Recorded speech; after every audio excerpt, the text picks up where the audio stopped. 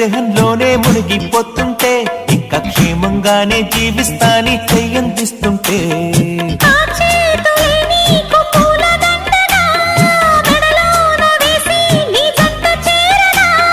నా చూపు సూత్రంగా ముడిపడగా నా చూపు చిత్రాల రాజమే